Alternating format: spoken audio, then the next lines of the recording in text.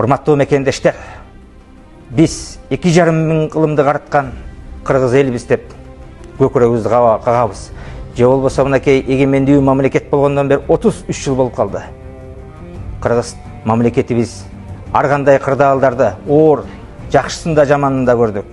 6-чы өлкө башчысын алып келдик.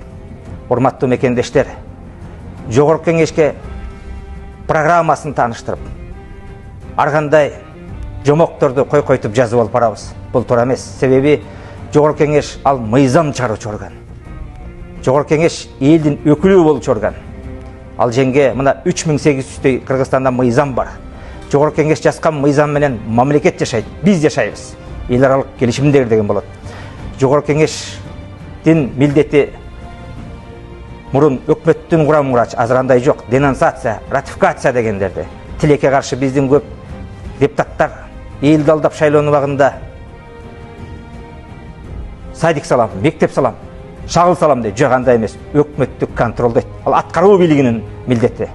Урматтуу мекендештерим, биздин ата бабабыз Жузуп Абдрахман, Касым Тыныстан, Баял Исакеев, Төрөкул Айтматов аталарыбыз мындан 94 жыл мурун ушул мамлекетти, кыргыз мамлекетин түптөйбүз, түзөбүз деп 40 жашка чыкпай атылып кеткен. Алар өз кызыкчылыгы эмес, келечектеги бизге окшогон урпактарынын мынакей азыр эмне болдук.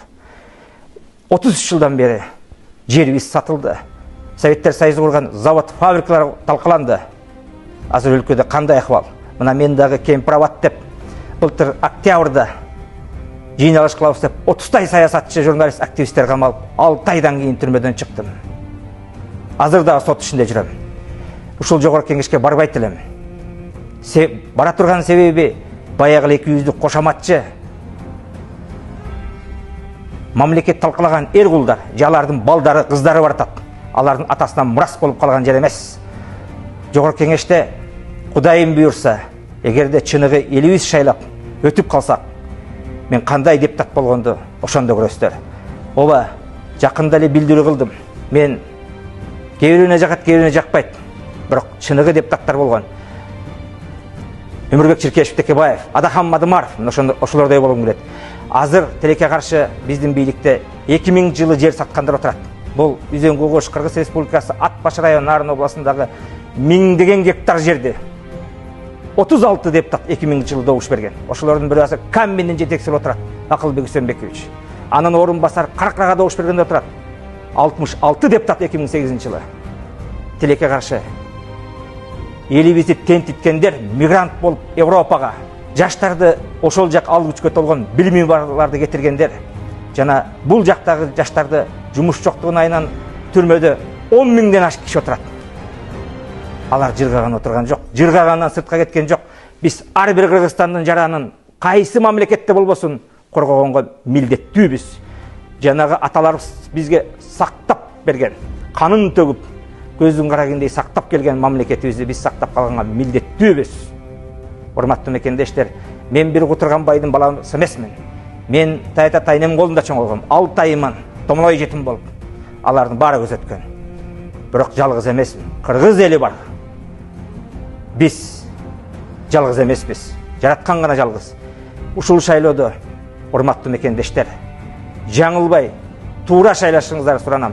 Биз 33 жылдан бери базаркомдорду, бандиттерди, чала спортсмендерди Жогорку Кеңешке шайлап баратабыз. Өз милдеттерин, функционалный обязанностун так билбеген, оозун кайсы, мурдун көргөзгөн депутаттарды, кнопка баскычтарды алып бардык.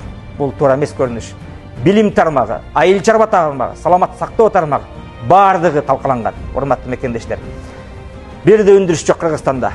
Мынакей мен жер маселеси, 4 пансионат жана башка боюнча 80 гектар жер кетип атат. Ошолор боюнча Жогорку Кеңеште маселе көтөрүп чыгам. Жана элге керектүү мыйзамдарды жазып чыгам. Алар кандай?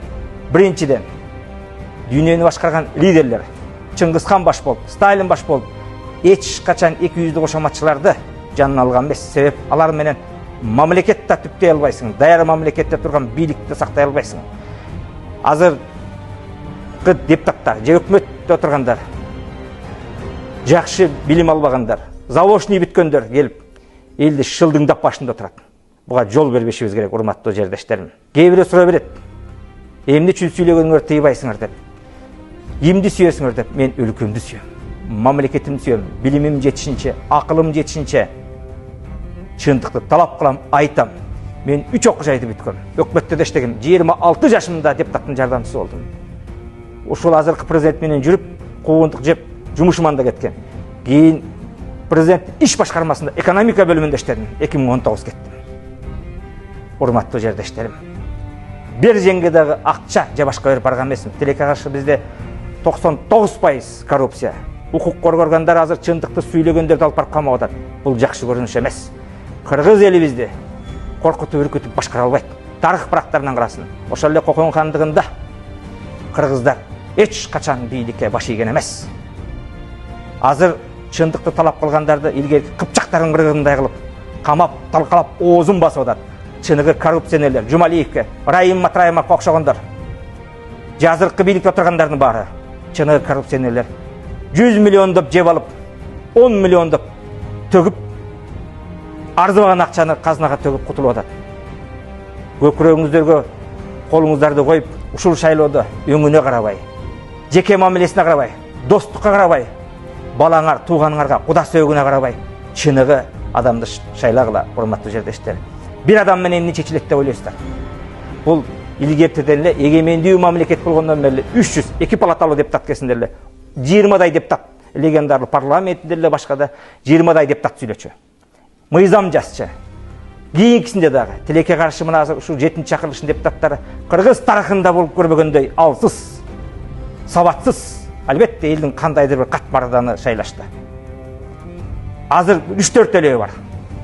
Калганы саясий өлүк кнопка баскычтар. Себеби биринчиден коркот, экинчиден курсагым тойсо болду, туугандарым жакшырса болду, жакындарым жакшы турса болду деп жашайт. Жок, биз андайга жол бербешибиз керек. Менин досум эле экен деп ушул шайлоодо алданып калбай, мейли мени шайлабагыла. Бирок барып туруп жок дегенде баарына каршы бергиле. Кимди сүйсөңүздөр эмес, чындыкты талап кылган, билими бар адамдарды туура тандап алыңыздар. Менин атуу жөнүм Чыңгыз Капаров, урматтуу жердеш мекендештер. YouTube'да өзүңүздөр билесиздер, Сооронбай Шарипович менен Роза Исаковнан экс макамын алдырам деп кол топтогом. 200 000 турат. Анда да нарындан катышканда мага бут тосуулар болду. Кызмат берди, барган жокмун. Ленинск районунда. Акимдигин берди 2020-жылы революциядан кийин. Ынтымак партиясына кошту. Мына лидерлер Марлен Маматалиев, Талант Мамуттар тастыктайт. Барган жокмун. Себеби кнопка басып болгон жокмун. Азыр көбү билбейт. Партия менен баргандар. Урматтуу мекендештер. Мурун фракциядан чыгарып салса депутат болуп жүрө берчисиң. Азыр фракциядан чыкса автоматтык түрдө мандаттан ажырайсың. Мен айтып, кнопка баскыч болуп баргым келген жок. Ошондуктан бир мандаттан качкам.